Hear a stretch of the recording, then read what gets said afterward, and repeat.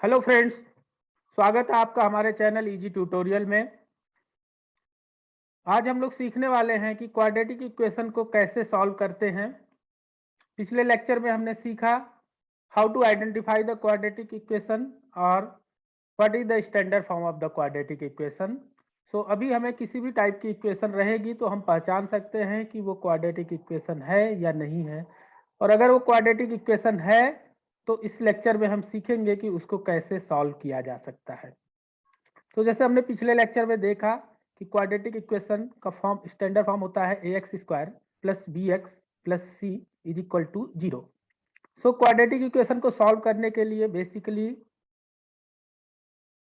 Two methods होते हैं। First method होता है फैक्टराइजेशन,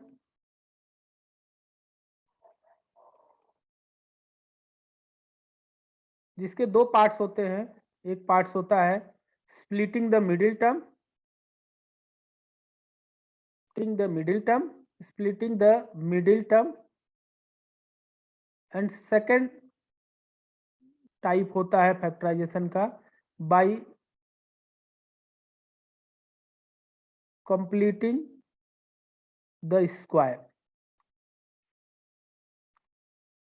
एंड सेकेंड मेथड होता है by using quadratic formula. So by using the quadratic formula हम लोग नेक्स्ट लेक्चर में सीखेंगे। इस लेक्चर में हम लोग सीखेंगे splitting the middle term. Bye completing square method हम नहीं सीखने वाले हैं क्योंकि इस साल सीबीएसई ने इसको आपके सिलेबस से हटा दिया है। सो हम लोग सिर्फ ये मेथड और using the quadratic formula method भी हम लोग नेक्स्ट लेक्चर में सीखेंगे। सो इस लेक्चर में हम सीखते हैं कि स्प्लिटिंग द मिडिल टर्म। तो जैसा मैंने बताया, कोई भी क्वाड्रेटिक इक्वेशन गिवन रहेगी A X square plus B X plus C is equal to 0। तो हमें इसको कैसे सॉल्व करना है, जैसा कि नेम सजेस्ट कर रहा है कि स्प्लिटिंग द मिडिल टर्म। तो हमें मिडिल टर्म को स्प्लिट करना है। स्प्लिट ऐसे करना है कि ये मिडिल टर्म या ओवरऑल इक्वेशन की वैल्यू चेंज नहीं होनी चाहिए। So middle term let suppose कोई वैल्यू है, लेट सपोज मिडिल में 5x है, तो इसको कुछ हमें ऐसा स्प्लिट करना है 3x प्लस 2x या फिर 4x प्लस 1 प्लस x या 6x minus x 7x minus 2x, कुछ भी इस टाइप से हमें स्प्लिट करना है। ओके, सो इसको मैं बोलता हूं कि हमें जो b है उसको स्प्लिट करना in the part of b1 and b2। Like हमारा जो इक्वेशन हो जाएगा A X square plus B one X plus B two X plus C is equal to 0। और यहाँ पे एक कंडीशन ये है कि b1 प्लस b2 की वैल्यू b होनी चाहिए, सो दैट हमारे ओवरऑल इक्वेशन की वैल्यू में कोई चेंज ना आए। ओके, अब सेकेंड क्वेरी आपके मन में ये उठेगा कि जब हमें b1 प्लस बी टू, जैसे मैंने यहाँ पे बताया कि 5x को ब्रेक किया जा सकता 3x plus 2x 4x plus x 6x minus x 7x minus 2 and so on. So हमें क्या पता, कैसे पता चलेगा कि क्या b1 की वैल्यू लेनी है एंड क्या b2 की वैल्यू लेनी है। यस, तो इसके लिए भी रूल है। हमें क्या करना होता है, फर्स्ट और लास्ट मीन्स एक्स स्क्वायर का कोफिशिएंट एंड दो कांस्टेंट वैल्यू है, इन दोनों को मल्टीप्लाई करना होता है, लाइक ए एंड सी। तो जो भी वैल्यू ए सी आती है, अब ए सी को हमें प्राइम फैक्टराइजेशन करना है। लेट सपोज ए सी आपका 2 है एंड ए की वैल्यू 2 है और सी की वैल्यू 5 है, तो हमारी वैल्यू आ गई 10। अब 10 को हमें प्राइम फैक्टराइजेशन अगर करना है तो हम लिख सकते हैं 10 इंटू 1 2 इंटू 5, 2 ही होगा। तो आइदर, अब यहाँ पे आइदर मैं ये b1 b2 ले सकता हूँ या फिर ये b1 b2 ले सकता हूँ। अब हमारे पास यही दो ऑप्शन है b1 b2 लेने के लिए, या तो हम ये ले सकते हैं या ये ले सकते हैं। बट अब हमें ये देखना है कि यहाँ पे b1 अगर मैं ये लेता हूँ 10 और b2 1 लेता हूँ तो मेरा b1 प्लस b2 b के इक्वल हो रहा है कि नहीं, या ये b के इक्वल, जो b के इक्वल होगा वही वैल्यू हमें लेनी है। क्लियर? ओके, सो हमने लेट सपोज यहाँ पे ले लिया b1 b2 की वैल्यू। तो अब हम क्या करते हैं, ax² plus b1x plus b2x plus c is equal to 0।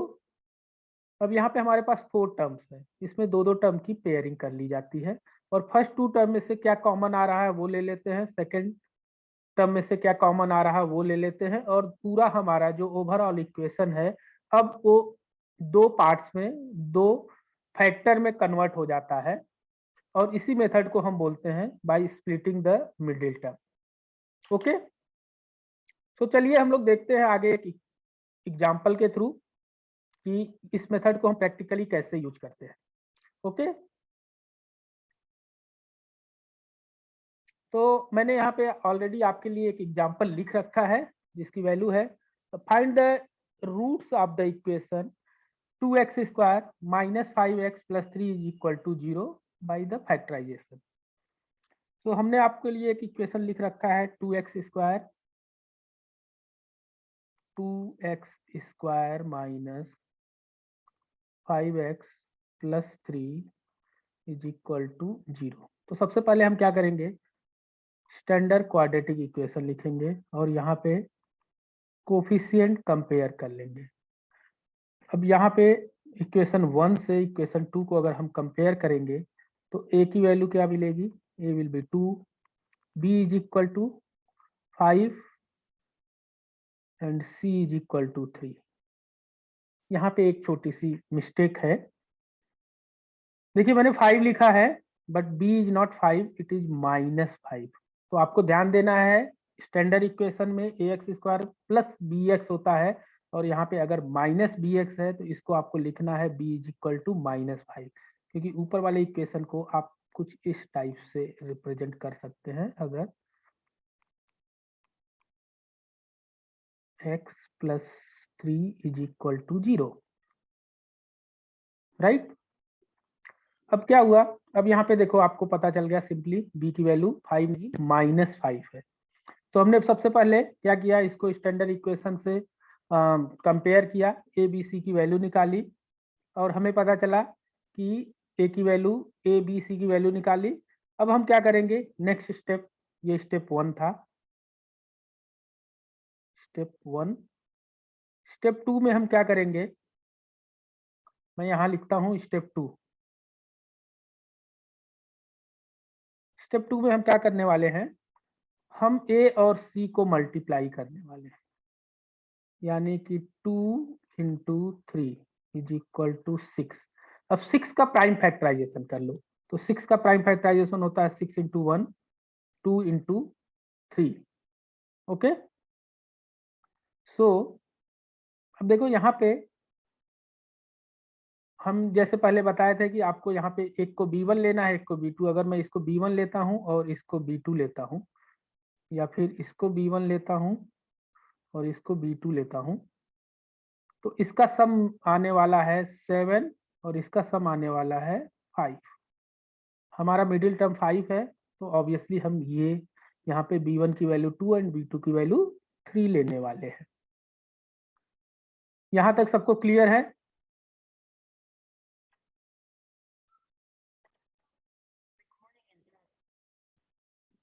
तो फ्रेंड्स, हमें यहाँ पे b1 और b2 की वैल्यू मिल गई है, हम अपने मिडिल टर्म को अब स्प्लिट कर सकते हैं। 2x² माइनस, यहाँ पे -5 है, तो हम क्या करेंगे, -2x minus 3x plus 3 is equal to 0। Okay, so step 2 हमारा कंप्लीट हो गया, हमने मिडिल टर्म को स्प्लिट कर लिया दो पार्ट में। अब इसकी पेयरिंग कर लेते हैं दो दो की। अब देखो फर्स्ट पेयर में क्या कॉमन मिल रहा है आपको, 2x कॉमन मिल रहा है, तो 2x कॉमन ले लो, यहाँ पे बचेगा x माइनस 1। यहाँ पे क्या कॉमन मिल रहा है, यहाँ पे 3 कॉमन मिल रहा है, बट प्लस या माइनस, हम माइनस लेते हैं। I will tell you the reason. देखो जब भी आप पेयरिंग करते हो और कॉमन लेते हो तो आपको ये ब्रैकेट और ये ब्रैकेट हमेशा सेम आना चाहिए। अगर मैं +3 लेता तो यहाँ पे आता -x प्लस 3 और यहाँ पे आया हुआ है x माइनस 1, तो वो मेरा गलत हो जाता। इसलिए हमने जो कॉमन लिया है वो -3 लिया है। ये ध्यान देना, अगर ये दोनों ब्रैकेट सेम नहीं आए तो कुछ आप गलत किए हो क्वेश्चन में। नाउ आप कॉमन ले लो x-1 एंड दूसरे ब्रैकेट में आ जाएगा 2x-3 इज इक्वल टू 0। अब इन दोनों का मल्टीप्लिकेशन अगर 0 तो आइदर ये 0 है या फिर ये 0 है या बोथ 0 है। तो हम लिख सकते हैं x-1 इज 0 और 2x-3 इज इक्वल टू 0। तो यहाँ से राइट साइड में जाएंगे तो x इज इक्वल टू 1 और यहाँ से आप इसको सॉल्व करोगे तो 2x इज इक्वल टू 3 या x इज इक्वल टू 3/2। अब देखो ये क्वाड्रेटिक इक्वेशन को हमने सॉल्व किया, हमें इसके दो जीरोज मिले, दो रूट्स मिले। जीरोज हम क्लास 9th में पढ़े थे। द सेम थिंग यहाँ पे वो जीरोज जो है उसको हम रूट्स बोलते हैं। तो यहाँ पे हमें दो रूट्स मिला। अब एक बात आप लोगों के दिमाग में आ रही होगी कि x की दो वैल्यू क्यों मिली। तो मैं आपको जस्ट क्लियर कर दूं कि जो भी इक्वेशन होता है उसकी जितनी डिग्री होती है उतने उसके सोल्यूशन होते हैं। जैसे क्वाड्रेटिक इक्वेशन है तो उसके दो सोल्यूशन होंगे, यहाँ आपके सामने है x की वैल्यू 1 एंड x की वैल्यू 3/2। और अगर वो कोई क्यूबिक इक्वेशन है तो उसके 3 सोल्यूशन मिलेंगे, यानी कि x की 3 वैल्यू मिलेगी आपको सॉल्व करने के बाद। ओके, इसको डिटेल में जिसको पढ़ना हो वो मेरा 9th का वीडियो देख ले, पॉलिनोमियल, उसमें अच्छे से एक्सप्लेन किया हुआ है कि ये 2 या 3 वैल्यू क्यों आती है। ओके, चलो फिर आगे प्रोसीड करते हैं। सो हम लोगों ने अभी इस वैल्यू को सॉल्व कर लिया। अब हमें चेक करना होता है जो हमने सॉल्व किया है वो करेक्ट है या रॉन्ग है। सो उसके लिए हम देखते हैं ये वैल्यू पुट करके अपने इक्वेशन में। तो हमारा इक्वेशन क्या था, 2x² - 5x + 3 is equal to 0। आप LHS ले लो, LHS में x की वैल्यू 1 रख दो। आप देखो क्या आता है, 2 × 1 का स्क्वायर, ये आपको पुट करने आता है, सॉरी आपने क्लास 9th में पढ़ा, this is -5 × 1 sorry +3 is equal to 2 - 5 + 3। तो ये कितना हो जाएगा, 5 - 5 यानी कि 0, जो कि हमारी राइट हैंड की वैल्यू है। सिमिलरली आप सेकंड वाला भी चेक कर सकते हैं। For you I will check at x is equal to 3/2। LHS क्या आएगा, 2 3/2 स्क्वायर -5 3/2 + 3, ये क्या हो जाएगा, 2 × 9/4 -15/2 + 3। ओके, इसको सॉल्व कर लेते हैं, 4 आ जाएगा नीचे। ये सबको आता है आई होप। 30 + 12, ये आ जाएगा 30 - 30/4 मीन्स इट इज 0। सो हमने दोनों रूट्स को वेरीफाई कर लिया, हमने दोनों रूट्स को सॉल्व किया और उसको वेरीफाई कर लिया। चलिए मैं एक बार आपको स्टेप रिपीट कर देता हूं।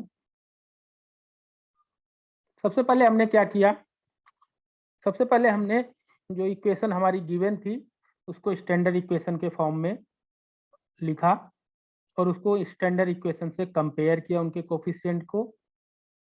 स्टेप 1 में कोफिशिएंट मिलने के बाद स्टेप 2 में हमने क्या किया, ए और सी को मल्टीप्लाई किया।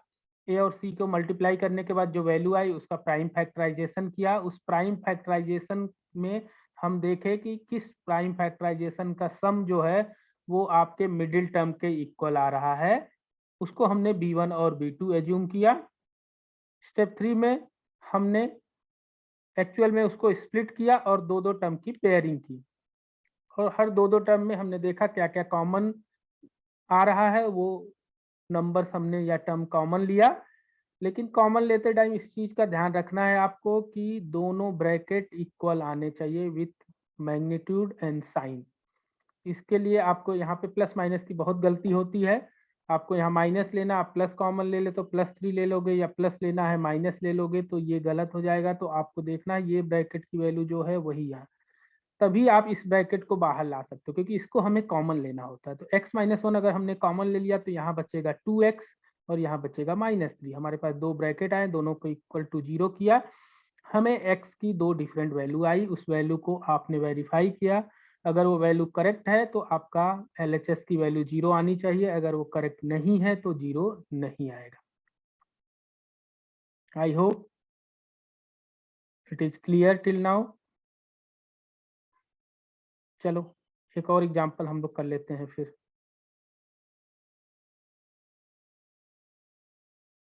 मैंने पहले से ही लिख रखा है एक एग्जांपल आपके लिए।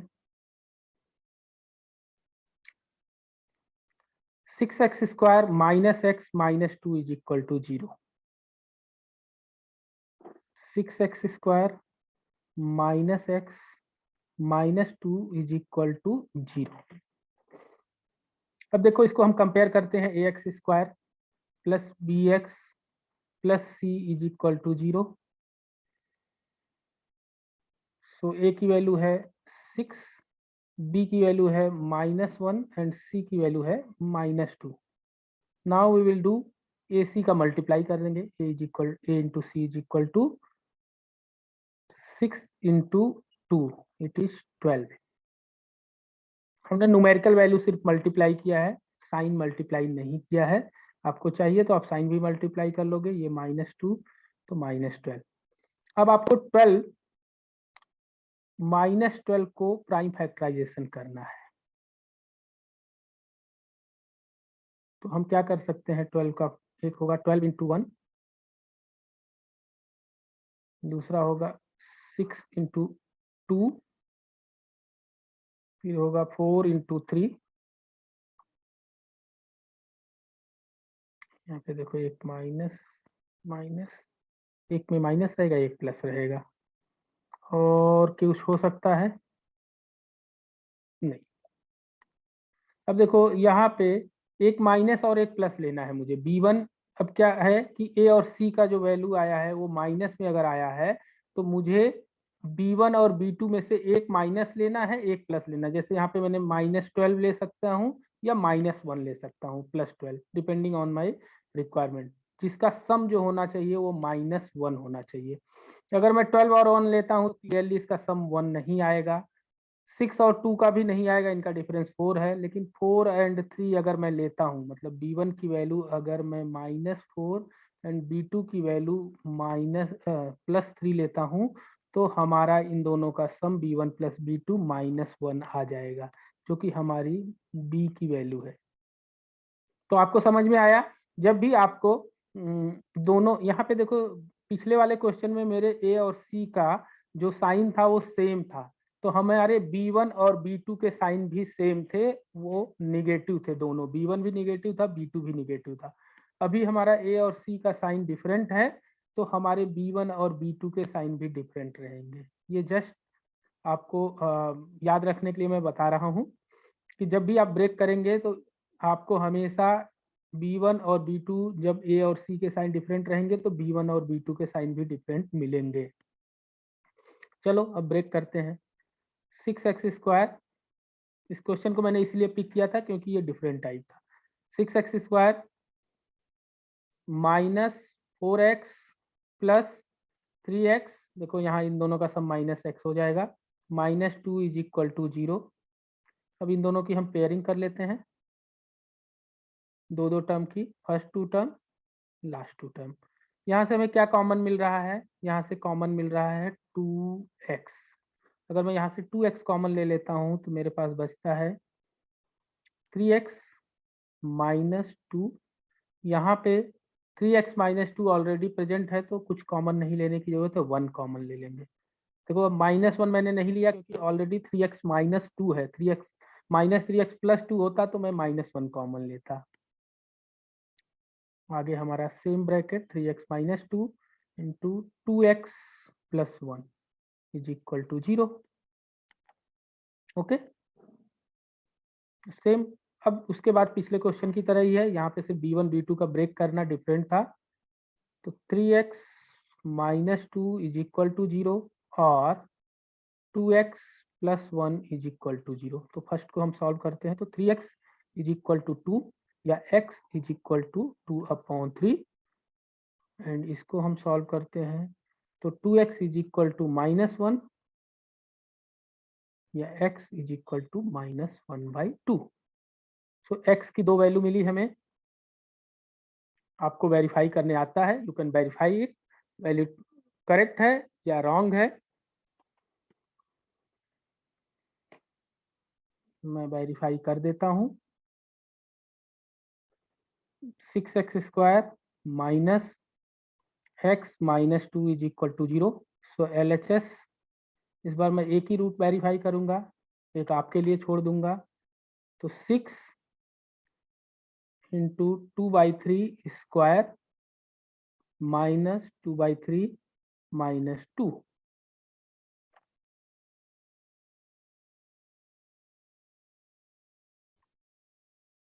6 into 4/9 minus 2/3 minus 2।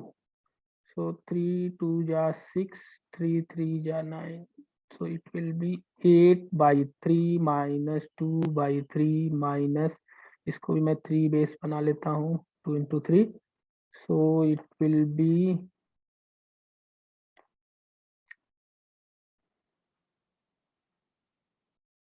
8 minus 2 minus 6/3. So 8 minus 8/3 is equal to 0, जो कि मेरा RHS की वैल्यू है। सो ये रूट वेरीफाई हो गया। सिमिलरली आप इस रूट को भी वेरीफाई कर सकते हैं, इसकी भी वैल्यू 0 आ जाएगी। सो इस वीडियो को हम यहीं पे क्लोज करते हैं। नेक्स्ट वीडियो में हम सीखेंगे क्वाड्रेटिक फार्मूला। थैंक्स।